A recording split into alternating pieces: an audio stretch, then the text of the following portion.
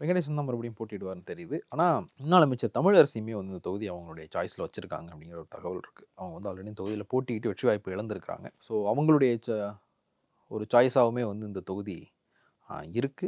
ஆனா, வெங்கடேசனுக்கு தான் வாய்ப்பு அதிகம் அப்படின்னு சொல்றாங்க. அவங்க தமிழரசி வந்து மானாமதுரையுடைய சிட்டிங் எம்எல்ஏ. அவங்க தொகுதி மாறுறதுக்கு இது ஒரு சாய்ஸா வச்சிருக்காங்க. ஏற்கனவே போட்டியிட்டதுனால அவங்க மதுரை மாவட்டத்த சேர்ந்தவங்க ஆக்சுவலா. அவங்க சிவகங்கை மாவட்டம் கிடையாது. மதுரையில சமயநல்லூர் தொகுதியில தான் அவங்க முதல் முறை வெற்றி பெற்றிருந்தாங்க. 2006, 11 அந்த காலகட்டத்தில.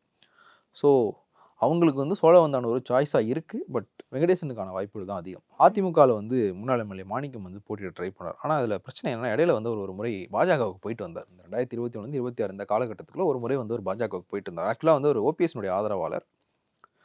ஓபிஎஸ்க்கு அங்க ஒரு சைட்லைன் பண்ண போறாரு அப்படிங்கும்போது, இந்த அதிமுகவுக்குள்ள வழிகாட்டுதல் குழுன்னு ஒண்ணு போட்டாங்க. ஞாபகம் இருக்கா? ஓபிஎஸும், இபிஎஸும் வந்து ஒரு சமரசத்துக்கு வந்து எடப்பாடி பழனிசாமிய முதலமைச்சர் வேட்பாளர் 2021க்கு தேர்தலுக்கு அறிவிச்ச அதே நாள்ல வழிகாட்டுதல் குழு அப்படின்னு ஒண்ணு போட்டாங்க. அந்த வழிகாட்டுதல் குழு உறுப்பினரா ஓபிஎஸ் தரப்புல இருந்து மாணிக்கம் இருந்தார்.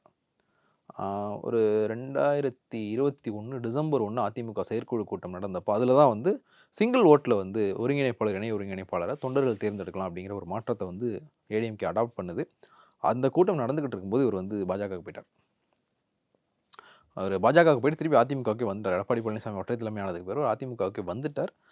இவர் சீட்டு கேட்குறாரு. ஆனா, அது பாஜகவுக்கு போயிட்டு வந்த அந்த ஒரு இது வந்து இவருக்கு மைனஸா மாற வாய்ப்பு இருக்கலாம். அதே மாரி கருப்பையா அப்படிங்கிற ஒருத்தருடைய பேரும் வந்து அடிபடுது.